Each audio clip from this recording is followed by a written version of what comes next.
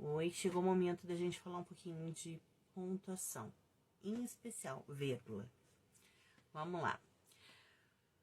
Regra importante da vírgula. Nunca, jamais, sob hipótese alguma, vai se separar a sujeito do predicado, certo? Colocar, por exemplo, João, vírgula, comprou bananas. Não existe isso. Essa vírgula tá errada. João comprou bananas, ok? Então, não se separa com vírgula o sujeito do verbo, nem o verbo dos seus objetos, nem o nome do seu complemento, nem o adjetivo do substantivo. Linda Maria. Linda Maria. Não se separa. Quando que vai ocorrer? Quando tu desloca uma parte da frase, aí é necessário se colocar uma vírgula. Exemplo, João saiu, vírgula, porém não voltou. Dá para sentir que tem uma vírgula, porque até dá uma pausinha ali, ó. João saiu, porém não voltou. Mário estudou muito, vírgula, portanto, passou no vestibular. Parabéns ao Mário. Gente, esse é um dos casos, né? Casos proibidos de vírgula. Vamos lá. Então, acabei de falar um. O sujeito não se separa do predicado com vírgula, jamais. Então, a regra, a ordem da oração é sujeito mais o predicado. O que é esse predicado? Pode ser composto do verbo mais o complemento adjunto e o adjunto adverbial. Isso na ordem direta. Então, não existe a separação ali do sujeito e do verbo com vírgula. Outra situação, casos proibidos de vírgula, é quando tu tem um adjunto adnominal ou um adjunto adverbial. Também não. Exemplo, eles moravam no apartamento pequeno. Aqui, esse pequeno, referente ao apartamento,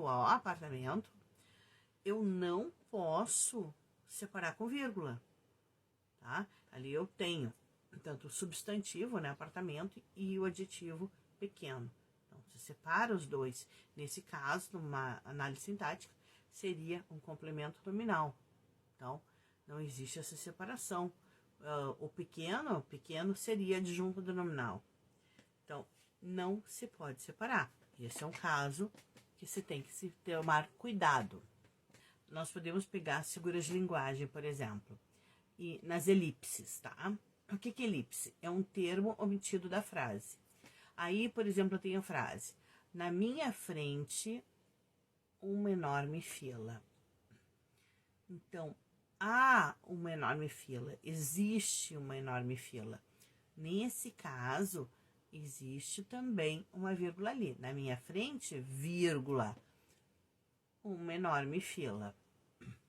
Quando nós estamos diante de um zeugma, que é a omissão de um termo já dito anteriormente, tá?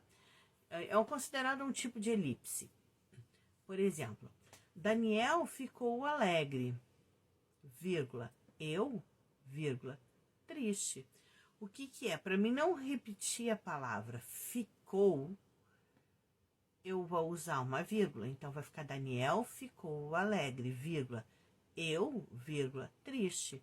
Eu poderia ter dito Daniel ficou alegre, vírgula, eu fiquei triste, tá? Então, isso é um caso de zeugma presente, uma figura de linguagem, a omissão de um termo já dito anteriormente. E no caso das elipses, que é quando a gente omite algo de uma frase para se dar o sentido, se é necessário se colocar a vírgula.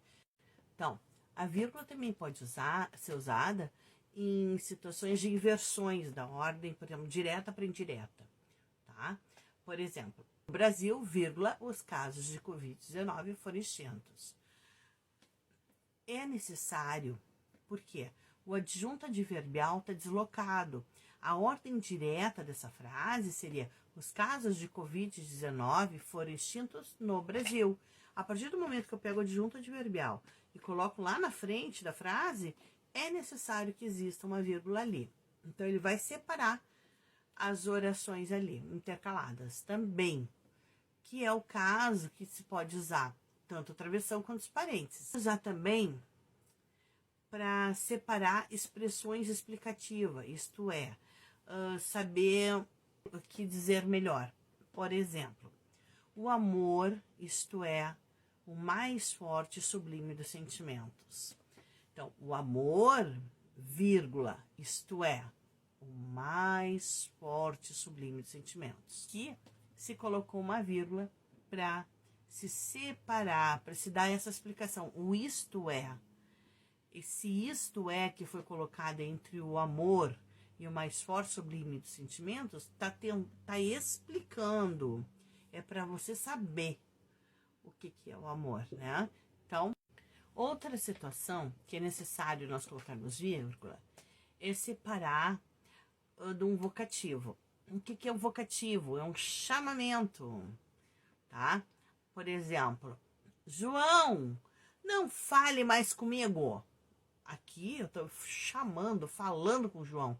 Então, é necessário que eu coloque uma vírgula aí. João, não fale mais comigo. Para separar aposto também. Aposto, o que é o aposto? Ele tem uma natureza explicativa. Ele vai explicar sobre alguém, sobre algum lugar. Exemplo, Maria, a melhor aluna, passou de ano. Maria, vírgula, a melhor aluna, vírgula, passou de ano. Aí você está usando uma explicação de quem é a Maria. A melhor aluna, não é a Maria, filha da Joana, é a outra Maria. A vírgula também pode ser usada para várias outras coisas.